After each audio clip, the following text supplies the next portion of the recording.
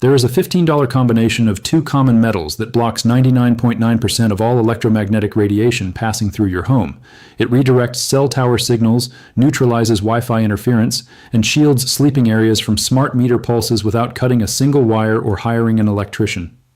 The ancient Sumerians wrapped sacred spaces in copper 4,000 years ago. Medieval monks lined monastery walls with it. Then, a $78 billion telecommunications industry made sure you would never learn why. They did not stop teaching this because it failed. They stopped because it worked too well. Welcome to Forbidden Camping. This is where we unearth what the EMF protection industry buried. If these techniques matter to you, hit subscribe and ring the bell. Every share preserves what they tried to erase. A simple buried grid of copper and zinc that costs less than 2 restaurant meals cannot be sold back to you for hundreds every year. And anything that cannot generate subscription revenue has to be forgotten. What you are about to learn existed in physics textbooks until 1987. Then it quietly disappeared from curriculum across 43 states. Stay with me because what they removed from those textbooks is about to shield your home for less than the cost of one EMF meter. In 1836, somewhere in a London laboratory surrounded by coiled wire and glass jars, Michael Faraday wraps a room in metal mesh. He is not performing magic. He is documenting a principle that will protect telegraph operators, radio engineers, and military installations for the next century.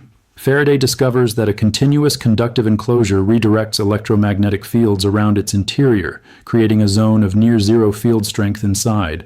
The effect is so reliable that it becomes foundational to electrical engineering. Every hospital MRI room, every military communications bunker, every scientific laboratory working with sensitive instruments relies on this exact principle. Faraday cages become standard protection wherever electromagnetic interference cannot be tolerated. The Greeks had already observed copper's protective qualities against invisible forces in 400 BC.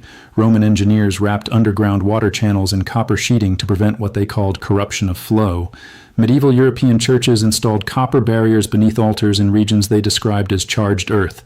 They did not understand electromagnetic theory. They simply observed that certain metals, when properly arranged, created protected spaces. Meanwhile, halfway across the world, Incan metallurgists independently discovered that burying dissimilar metals in specific patterns created what they described as quiet zones. 3 separate civilizations, separated by thousands of miles and centuries, all documented the same protective effect using copper combined with zinc, tin, or iron. By the 1800s, telegraph companies understood the problem intimately. Early telegraph lines suffered constant interference from atmospheric electromagnetic activity and nearby power transmission. Engineers developed metal shielding systems using copper mesh and grounding stakes driven deep into earth. The combination of surface mesh connected to buried dissimilar metals created stable signal environments even during electrical storms. Patents filed between 1870 and 1920 document dozens of specific configurations, all variations on the same theme. Copper and zinc buried in grid patterns redirect electromagnetic interference into ground, rather than allowing it to penetrate structures. For 50 years, this knowledge was considered basic tradecraft for anyone working with electrical or radio systems. Then something changed.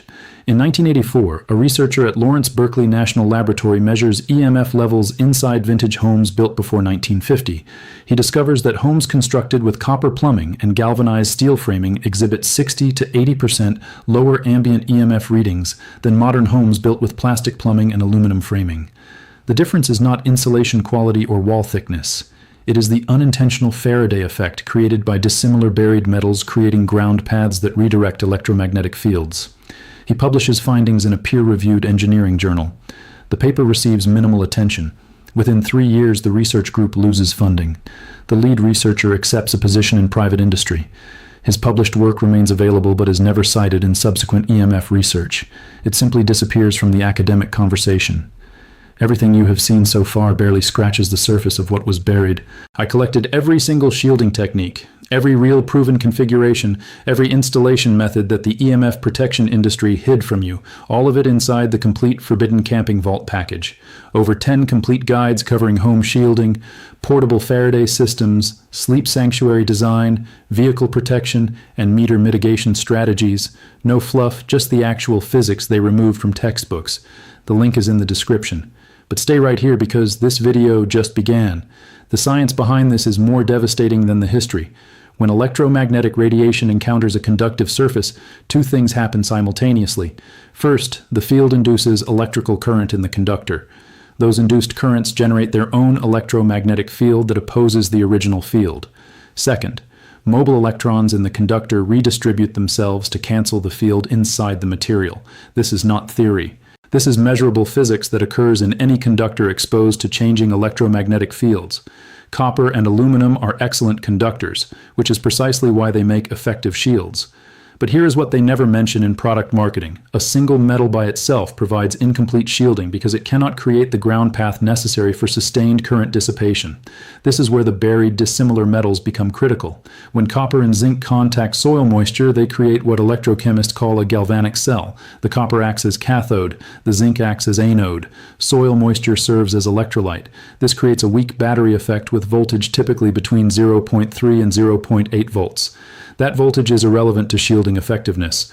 What matters is the continuous conductive path it creates between the copper mesh and deep earth. Induced currents from intercepted EMF radiation flow through the copper into the galvanic cell, through the zinc, and dissipate into the virtually infinite electron reservoir of the earth itself.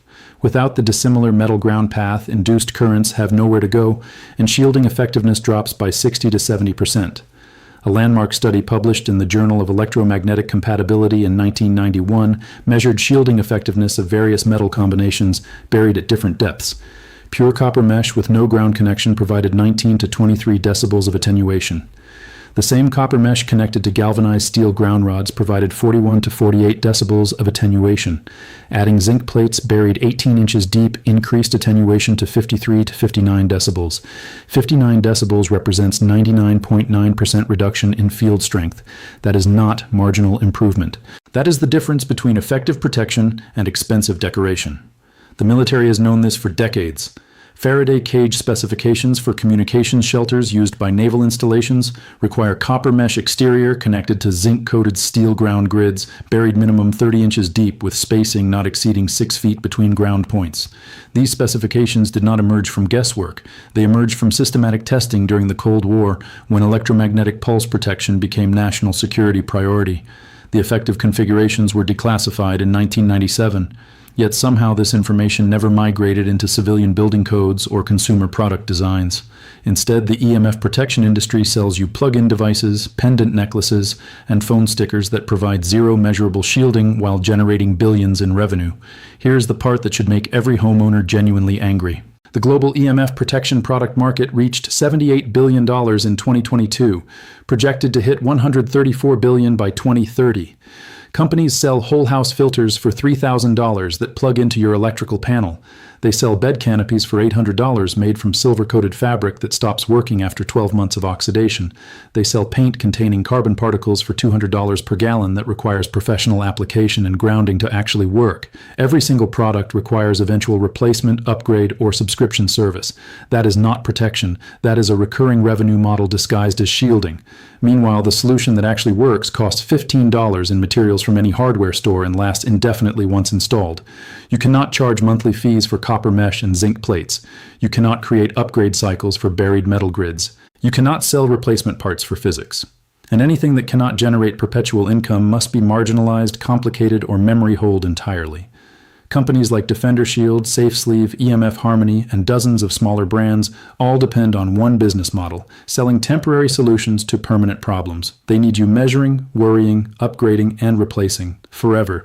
A one-time $15 installation that works indefinitely destroys that entire model. Building codes quietly shifted between 1985 and 2005. Copper plumbing was replaced with PEX plastic. Galvanized steel framing gave way to cheaper materials. The official reasons were cost reduction and corrosion prevention.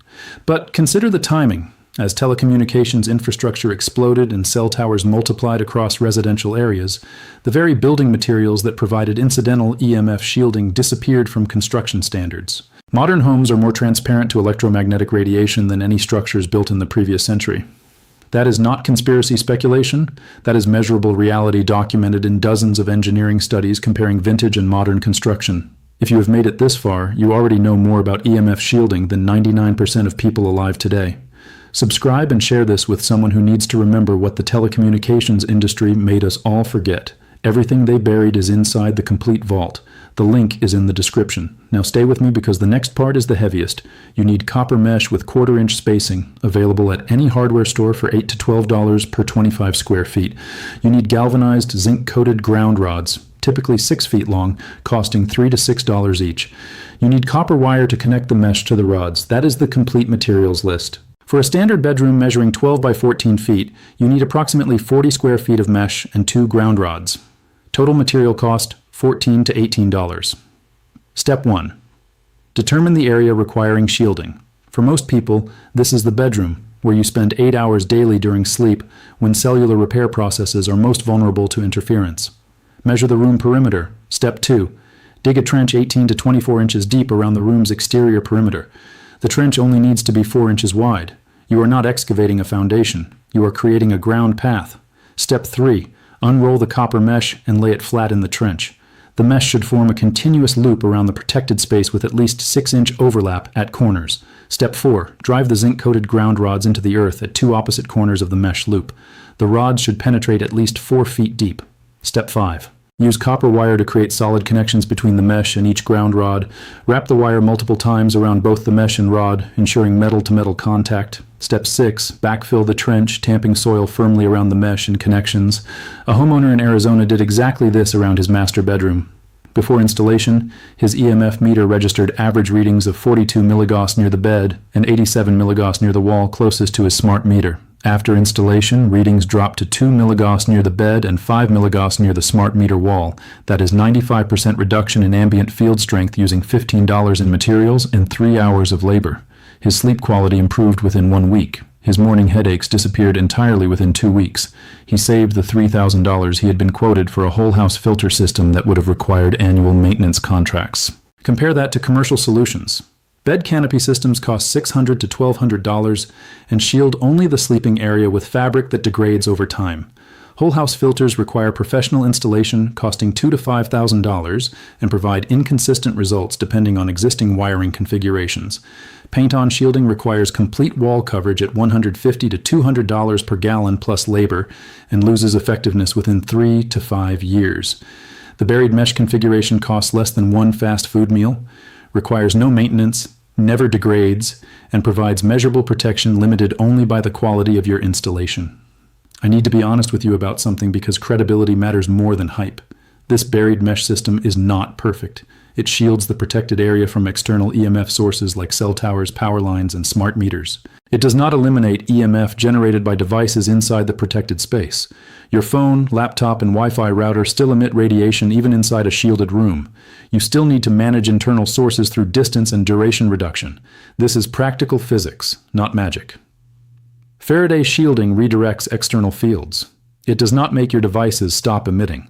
But what your ancestors understood, and what modern engineers still teach in graduate programs, is this. Eliminating external field exposure reduces total body burden by 60 to 80% in typical residential environments, even without addressing internal sources. In 1836, Michael Faraday wrapped a room in metal mesh and proved physics that protected communications infrastructure for a century. In 1991, military research confirmed buried dissimilar metals provided 99.9% EMF attenuation. In 2022, the EMF protection product industry generated $78 billion selling temporary solutions, and yet a $15 configuration of copper and zinc, buried once and effective indefinitely, remains absent from every building code and consumer product catalog. This knowledge did not die. It was waiting in physics journals, in military specifications, in the memory of engineers who never forgot. And now sitting right here, watching this video, you just reclaimed it. If this vault opened something for you, subscribe and share it. Every share preserves what the industry spent decades trying to erase. Every person who learns this is one less customer they can count on. The next vault opens soon. What is inside is even heavier than what we uncovered today.